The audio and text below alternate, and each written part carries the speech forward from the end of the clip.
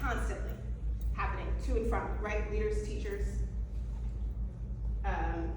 office staff, like, it doesn't matter, right? There's ideas like feedback is how we live, right?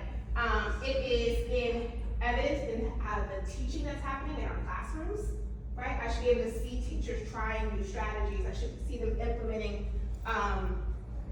the data that we've looked at in a coaching meeting, right? Like, I should be able to see that.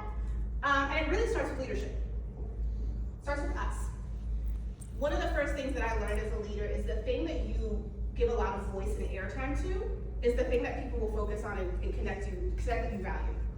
Even the things that you don't really necessarily think are that, like, you may just be talking. There was an interview with Michelle Obama, and she was talking about how one day Barack was just randomly like, I say Barack like he's my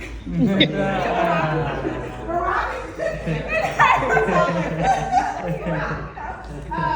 He was like just kind of like talking. He was like, I would love some fish tonight. And they flew in like a fish, like this really expensive fish, right? And he was just talking. You know what I like? It was just like he was just ruminating, right? So we have to also really care about the things that we set the tone, because we set the tone. And so if we're not talking about coaching, if we're not being transparent about the fact that we have a coach, if we're not talking about the fact that all teachers in our building get coached, I don't care if you've been doing it 22 years or 1 year, everybody in this building has a coach. If we're not doing that, we don't prioritize the coaching. If we're moving people's coaching meetings, if we're not showing up to the PD, if we're in the PD and we're not paying attention, we are communicating, whether we mean to or not, that coaching is not a priority.